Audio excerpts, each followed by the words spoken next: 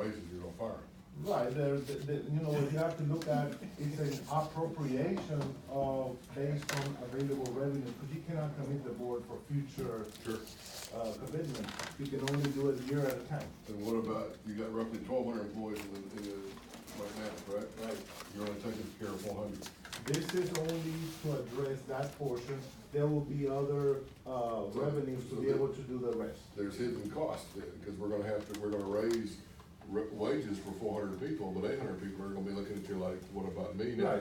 Right, I had that in mind, and that, therefore, that's why you see the conservative approach in the revenue on how to pay for this portion. Okay. So the other portion, I've already got that focused in in another projection of when we look at each year on the balance approach. And basically, every year, that's what we're looking at, being able to fund approximately $1 million of salary increases. This year, it will be about $1 million too. So, Okay. Well, I'm sorry, one more time. We're gonna give $1 million worth of increases to people in Harris County this year? overall, But that means, We need- it's- Yeah, we need to talk about that, cause I guarantee you. it's a not- 3%. Well, not everybody in the county is gonna get raises, and not every education entity gets raises every year. Pretty much, No, We they don't. had the ability in our No, they don't. budget, and that's why we voted on it this year. We can't vote on other people's budget, we voted on our budget. I understand, but if we're gonna be good stewards of taxpayers' money, I'm not asking, I mean, we shouldn't just be, well, we got $50, so let's go spend it. Louis, I think we just heard that we already voted on those. Yeah, and keep in mind that our employees also pay double TRS and social security, so, Yeah. you Well, know, that not is- always, they can have the same number on paper, but there are more deductions. That But is they in choose to work here, they don't have to. Well, that's true, but that doesn't mean we have to start them. Yeah, and that is in keeping up with, That also means that we salary, pay Social Security too. for relieving teachers, some of the, adjustments, for special schools. okay, Louis, please, I hear what you're saying, it's just. Yes.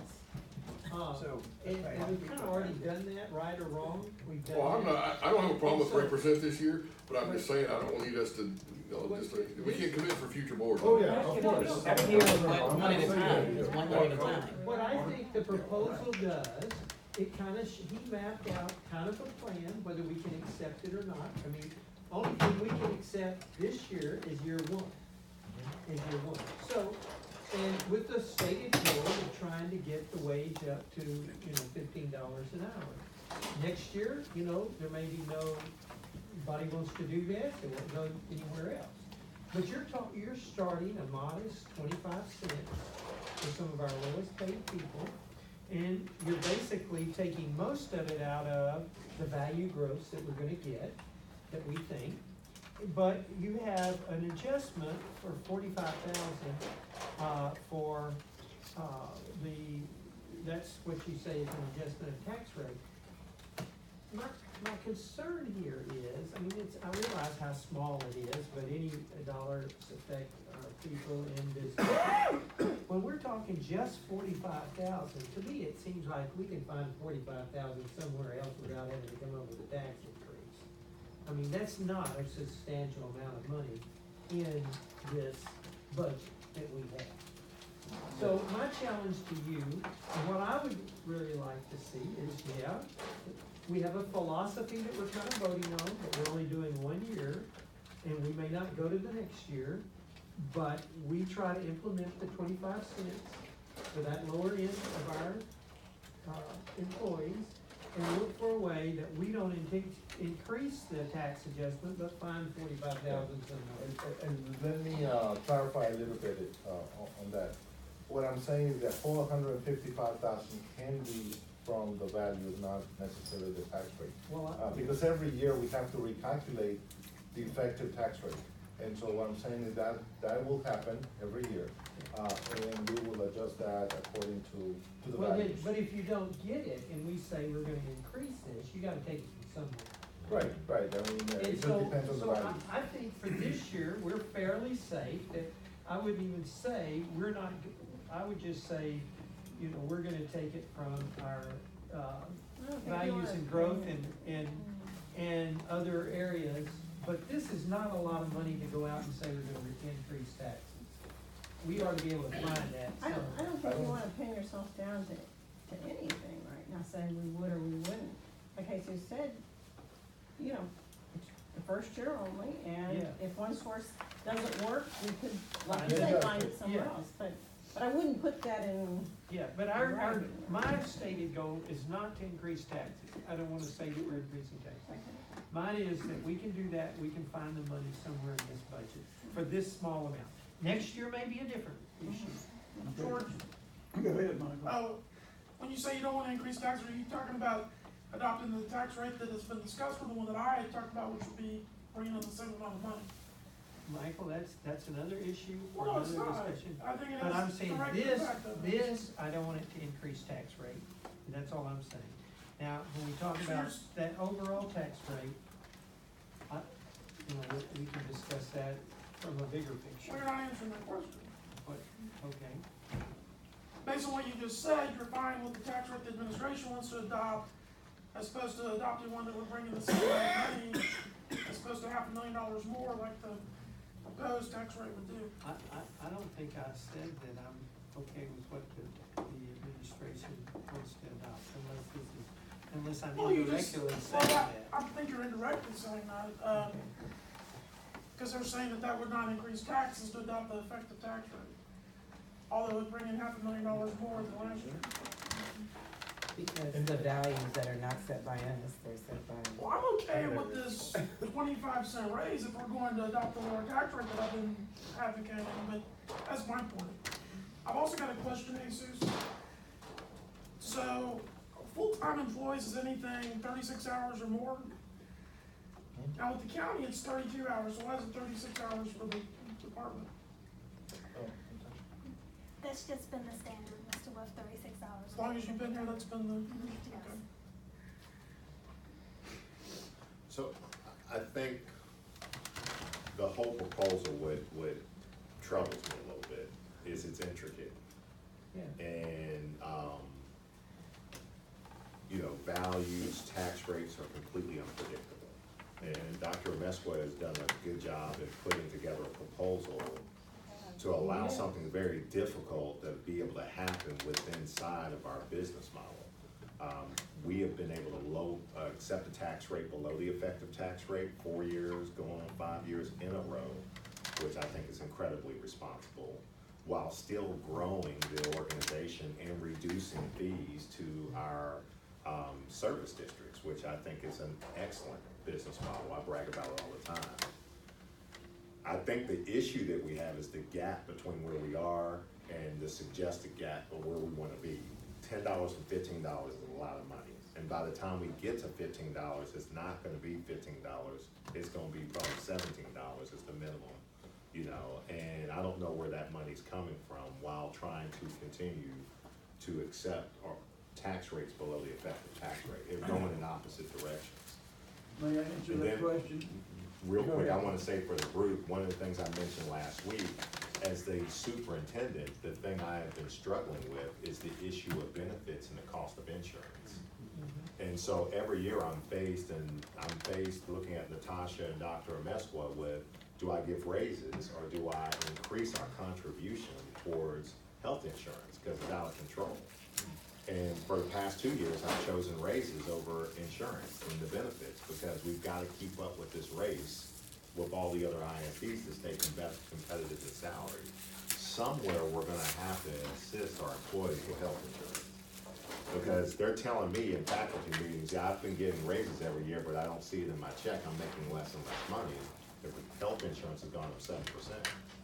Well, that's the question I asked last week was, which is more important to the employee, having a health benefit increase or a salary increase? Well, I've got- Which would be more beneficial? There might be a And I way think to that's find good for both the together. group. Yeah. You could do like an HSA, a health savings account. There might be a way to kind of do them both. Insurance, especially health insurance, is, So, in my personal experience, it's almost worthless, but it does hold some value. Another question I have is, why are we starting off only at 150 in year one and jump to 565 year two? Why don't we do more than 150 in the first year? We cannot afford that without an increase, some type of, increase in tax rate or. What makes you there's think we not can enough. afford it in year two then? Well, in year two, because right now, by now, we've already committed some salaries, and so next year we will not, and so we will have more room to be able to. So we've do it. already committed some raises. Yes, Okay. so next year, there'll be made perhaps some room, depending on revenue, every year is a balancing act.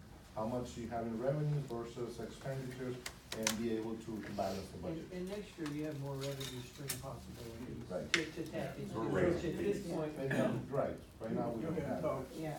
And- Can you answer that most of the hourly, I would presume, aren't getting our health insurance? Or is that too blanket a statement?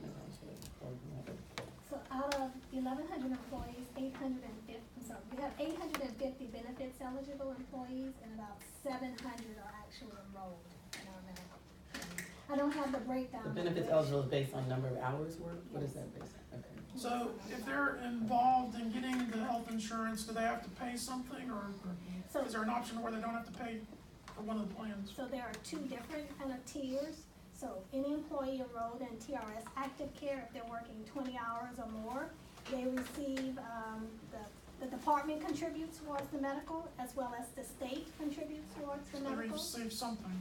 Yes, and employees who work, and again, this is all defined by TRS 10 to 19 hours per week. They're eligible to enroll, but they're responsible for 100% of the premium. Right. So one of the dilemmas is, last year I was thinking, maybe we should do a significant increase to our benefits and help employees with that versus a 3% raise. But then recognizing that not all of our employees use our benefits. So only a few of them, well, not a few, but not all the people would be impacted by the adjustment to that. All I'm saying is, as a group, we talked about this last week, and I think it's important for the group to take that into consideration. And what I said last week is we could put all these efforts in trying to achieve this $15 minimum. Meanwhile, we continue to have, move away from the PAC and the contribution to benefits. And maybe we should apply some effort to that, either along with or instead of the $15. Well, you're using TRS right now, right? Yes, TRS Care, yes, and it's broke. yes. Why don't you see if you can get the districts to band together and see if we can get the legislature to exempt you, to let you out of it? Yeah. How many people would love to do that? Rally them all up, and then we're gonna march down to the Capitol. That's been a nightmare right now, and it's gotten worse, I think. Okay, now I want to say something. Okay. My turn. You can close your ears if you want to.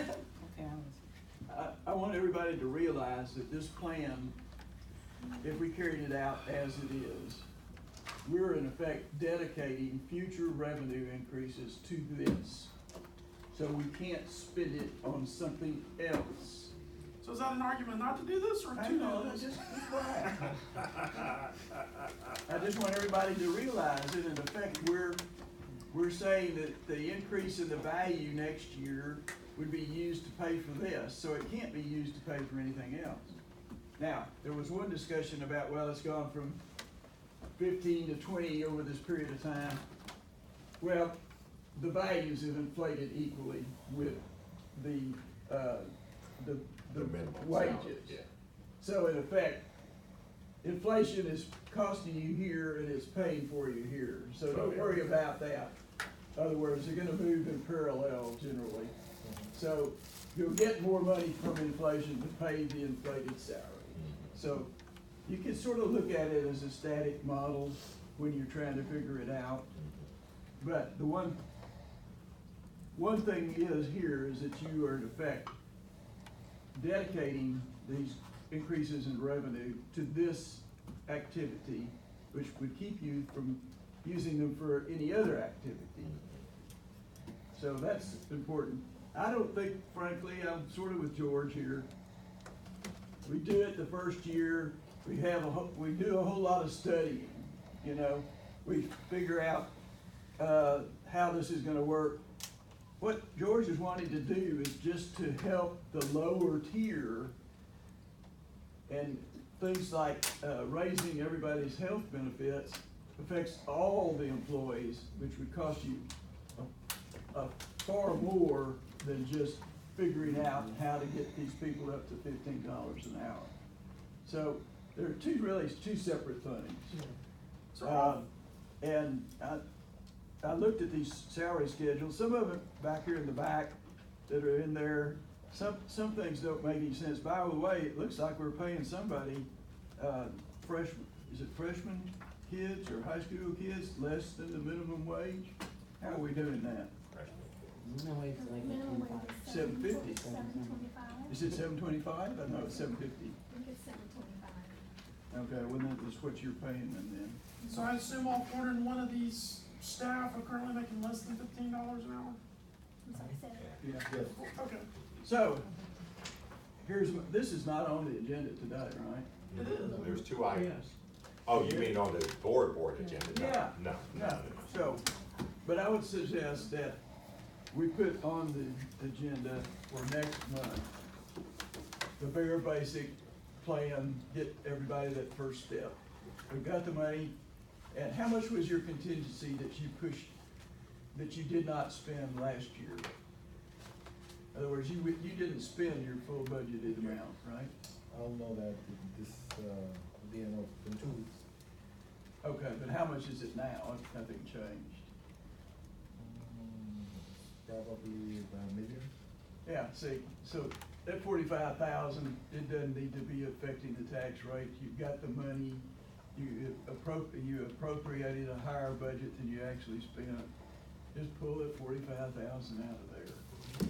Yeah, and call it a day, you know? And actually, if it comes up a little bit higher, just figure it out, do 50 cents. You know? I don't have a problem with the 50 cents and move everybody up a little bit and just get a little bit ahead of the game so you don't have to play catch up in all those next years. So, yeah. So, is everybody happy with that? Can we adjourn our meeting? Well, I'm not happy if you're telling me we don't have a tax increase. Other than No, that- no. Now, let me tell you about the tax. Well, here. Let me explain it, because we're not having the tax increase. You can't commit to the next Oh, no, future no, board. we're not committing to anything except for this current year. That's what I just said, we're not gonna do anything except for this current year. Right, no commitment, there's not a 5-year plan that we have to live with or anything. Okay, the tax increase that Jesus was talking about was actually a reduction of the tax cut. Okay? It was not a tax increase. He was going to decrease the taxes less than he would have otherwise. You understand that? Well, I understand that, but Okay. it's still a tax increase as far as Okay. what we have to publish to the Okay, to the now, community. whether or not we get to what Michael wants to do is a whole different problem. We haven't got figures yet. But I can say this, you can always come under, because of the way the effective tax rate is calculated, you're always gonna collect more money than what that rate tells you you will. Because it does not include new property. And fines and fees. It does that. But, in effect, there's the exclusions from the calculation. The effective tax rate is a rate that would give you last year's revenue on this year's value without the new property. So the new property is always hidden. The tax on the new property is hidden from you. And it, in effect, makes you collect more than what the effective tax rate says you would have collected. So, Before you, I have one last thing to say, and that is, I wanted to say thank you to the board members for at least considering this, for having patience, for being here. And I think, you all know my heart and my role is to help those that are the least in our organization because they're the one that are struggling more than anybody else. And whatever we can do to help that group, I'm all for. They're the least fortunate, and they're doing a great job here, and as much as we can to get them into a more livable wage, I'm for it. And without trying to hurt other things. So I do appreciate y'all being here and considering and taking on this complex and the effort that you've done. And you, Superintendent Colbert, has been great in helping pull this together, and I appreciate it very much. Thank you, well stated. Okay. 12:48. Meeting's over. Did you sign the list, Eric? I did. Okay, thank you.